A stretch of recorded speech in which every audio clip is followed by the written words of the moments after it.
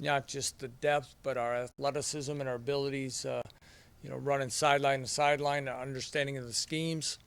Um, our depth at defensive end has been something that from last spring on was an area that we know we had to work on. I'm very pleased where that's coming.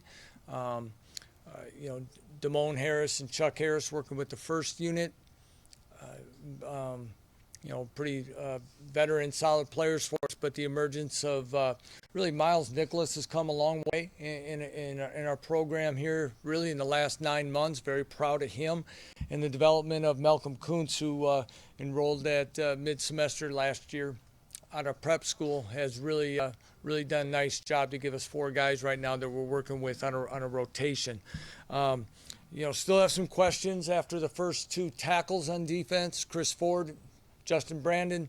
We've got to find some answers in the rotation there. That's, as we know, for us to be able to play the run better, we got to be better up front, and those are things we're working through on camp yet.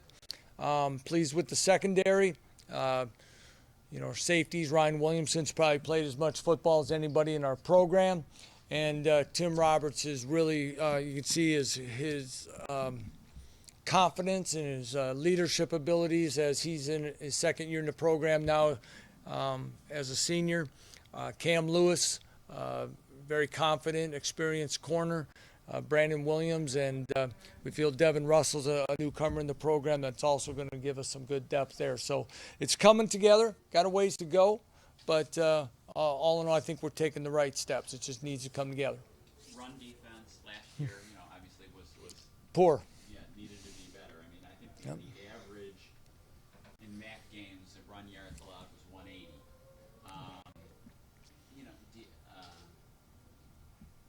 Strength up the middle. What do you think about? Well, there's one of the, multiple reasons I think for that. One, we didn't play the quarterback run game as well as we needed to. We gave up way too many big plays.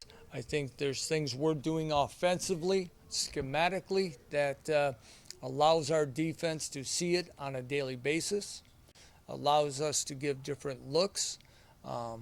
I guess if experimenting and looking at things, you get more time to look at things on film.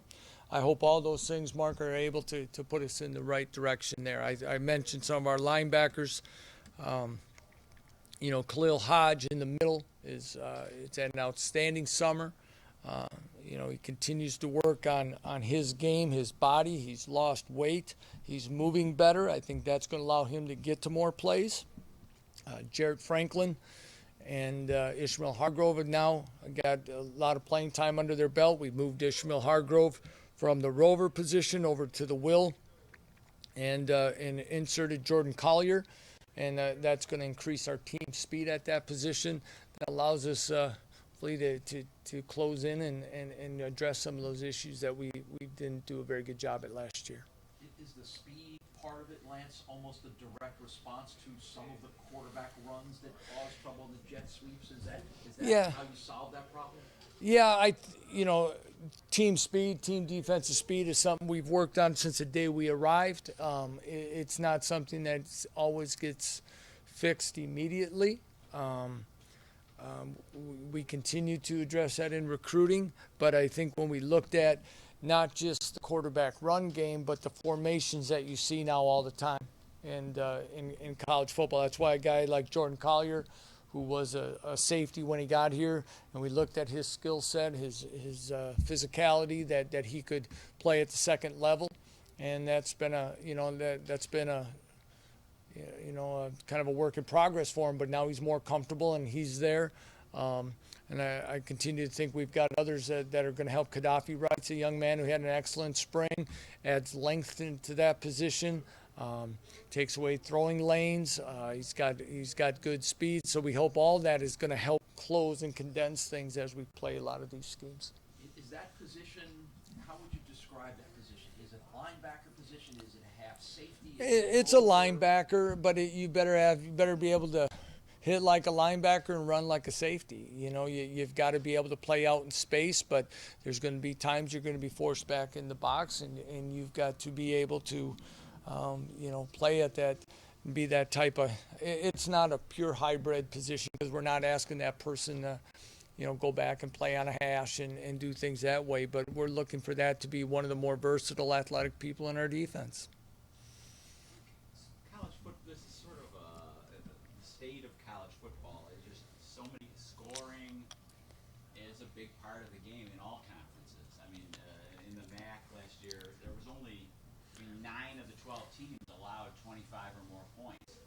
There's a lot of scoring. So I don't really know what the question is. The question is, how do you judge defense in this era of college football when there's so much scoring? Yeah, that is a good question. I really, as we always say with our players is, if we score 3, we better hold them to 2, and if you score 50, if they score 50, we got to find a way to score 51, and that's been, I think, my responsibility as the head coach to kind of look at things. There's many times that you look at and you're, I don't know if the word is conservative, but you're trying to establish a run game and do things to, when these explosive offenses are there to keep your defense off the field, especially if you're not as fast as they are when you match up. Now I think we're getting to that point, but so sometimes we haven't been as aggressive either as we need be, which has hurt us offensively to take those shots. Sometimes you take shots and you might be a 3 and out, and 13 seconds go off the clock, and you throw your defense right back out there. So you usually try to balance, and that's always the things when you're trying to build a program and you're looking at it from both ends. How do you keep your defense off the field? Well, sometimes it's maybe being conservative that you can chew up a little more clock and take some of the game clock and the play clock down. But on the flip side, for us to be better defensively, we do have to be better offensively. And I think we're going to have a few more weapons on the outside. We have to be more aggressive. And we have to maybe get into some of those, maybe we haven't since we've been here, that we're going to have to try to outscore some people. Will you do the honor a particular player to wear 41 again this year? I'm in, Mr. Jackson and I, Steve Jackson, Solomon's father, and I have been talking, and we're leaning towards working that direction. I just haven't been able to totally solidify that to make a statement on that. Hopefully I can get that to you soon. Lance, as you mentioned it, emphasis on recruiting more speed, recruiting, higher talented level players. How do you juggle that versus, every coach would always prefer their freshmen to be seen and not heard, so to speak. So are there players, are you inclined to want to get some of those players on the field because their talent level may fit what you're trying to do? How do you juggle that versus, a year as a redshirt may ultimately be a better thing? Yeah, again, the balancing act of building a program and where you're at, and much at any level of college football. One is, trying to look in the crystal ball and see where guys develop, and then also find out where you're going to have your injuries, and then you're going to find out if something happens that somebody doesn't play anymore, and all those things of what's the best way to utilize that. And there's some times, we go back to our first year, there's some guys that play a lot of football for us that if you really look back at that and say, boy, if that guy was only going to be a redshirt sophomore versus a redshirt junior or a true junior. It's still early in camp. We got a ways to go. I can't say, I look at last year then. Matt Outwinoski was a young man that from day one or day two, probably after the first meeting, and then came back, you could just tell he was a guy that was studious, knew what to do, fundamentally was sound, and he was going to add to the depth of that linebacker position and was a backup as a true freshman. I'd like to think we're getting at a point that right now it's not quite as evident maybe, and we're hoping that we can redshirt the majority of this class right now. But we got a few weeks to go, and we'll see how it plays out. That being said, we're going to give ourselves the best opportunity to win football games this year, and it's not going to matter what year in school the young man may be in. How much do you still regard this as a young team, or the experience the young players got last year? Does that put you a little bit farther along than the ages of the players suggest? Well, that's a good question. I don't know if I look at it anyway quite that way. I think we're sitting at 14, 15 seniors. So that aspect, I would view it as on the younger side. I think to the point of your question, the thing that we didn't probably fully, there's a lot of things that happened last year when you really reflect, and not to spend a lot of time looking in the rearview mirror. But, we talked last year at this time about 42 new players and things like that. The one thing that we never really probably absorbed is on our first day of practice last year, we had 9 scholarship players show up that day. That's like a third of most people's recruiting class, if maybe more than that, to show up on the very first day of practice with no summer conditioning, nothing. And that, I'm glad we didn't sit there and dwell on it or try to make it as a crutch or anything, but wow, looking back at what we really were, I say working with, or what our young men were at, that was probably a lot more than we really realized at the time. So with that, we had one guy show up this year, Taylor Riggins, transfer from UMass, that was a scholarship player that showed up on the first day. And so when you see us as a young team, I don't know, because now you're seeing the faces out there every day, so I don't think we view it that way, and our players are a lot more comfortable. We're comfortable with it, and now we're just focused on getting them better. What do you see from Anthony Johnson, that receiver, and this summer? Very, very talented young man who shows flashes every day that he could be an impactful player in our offense. I think Anthony would also admit he's come miles in what he's done. It's just a matter of consistency with him every day, of putting small things together. But he's going to help this football team. He's, again, from our arrival, we looked for what we wanted to address on the outside. You're looking for taller receivers that are fast, physical, able to go up and make plays. You could still do it there's really nothing in our offense that he's not able to do, whether it be run deep, catch the ball over the middle, run bubble screens, whatever it may be. We got to find ways to get the ball in his hands.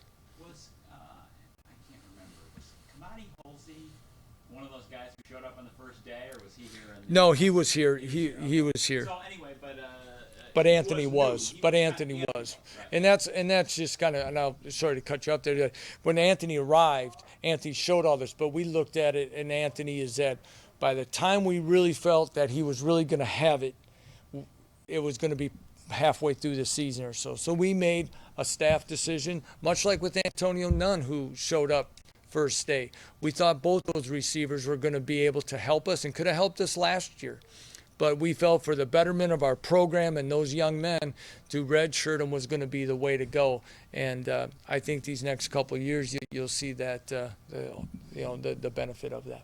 And then Holsey, I think early in the season last year, you could see a guy who was just new. Yeah. New to the university, new to this level of MAC football. Where do you see him now as opposed to last year? A much more understanding player. Still working hard on his game, but he's the other, probably the tallest receiver that would give us a deep threat. Last year I think he struggled a little bit getting off coverages, things like that. I think he's got a lot better understanding. Another, like you said, a lot of, whether you're in junior college or anything like that, all of a sudden you come to a bigger university, the whole day-to-day is a new world, from having to get up at to lift weights in the morning to bing bing bing to study sessions at night. I think it was all in all I think he did okay with it, but we need him to take another step in his progression this year as a senior. You mentioned Nunn. What does he bring to the table? What ways do you feel like you can utilize him? I can remember, Paul, that at least once a day or something, I kind of glanced down or bouncing back and forth between the scout team, him going up and making a play. he's a very explosive athlete. He can go up and get a ball. He's strong for a young man. I mean, strong hands. He'll come down with plays. He works well in tight places. Body type more like Jamal Island, and that he's not quite as tall as the guys we just been talking about, but very versatile, explosive athlete again. And I think, you got Jacob Martinez, Jamal Island, Kamari Hosley as seniors, but then you look at Anthony Johnson, Antonio Nunn, KJ Osborne is another group of guys that I think right now are kind of under the radar in the MAC because they haven't played or been, really haven't had a chance to show their talents. There's kind of this conference has a kind of history of guys like that becoming successful, maybe because they're a little shorter than a bigger school might want them. But you think the Archer at Kent State years ago, and even the kid at Ohio. Those guys have a niche in the MAC.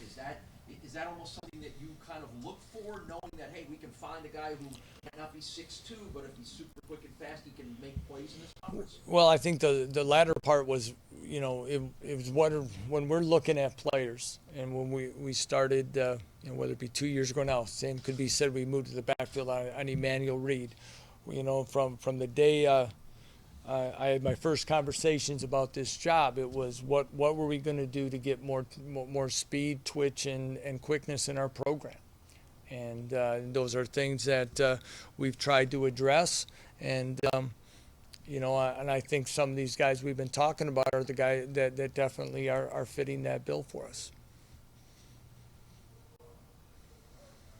But Jonathan Hawkins, how close is he to returning, or is he practicing? He's practicing. He's not full yet, but he's practicing in a probably say he goes through about 80% of what we do right now, and we're waiting to hopefully continue to get the full clearance on him. But very pleased with how Jonathan has continued to mature as a young man. He's a highly competitive person, a great energy person, and emerging as a guy that's being a leader. Hasn't played as many snaps maybe as because of the guys he's been behind, but yet at the same time he brings a level of experience to that backfield that really helps even those younger guys. Questions for Coach? Okay. All right. Thank you very much, everyone, for being here. From here, we'll go out to the field. The team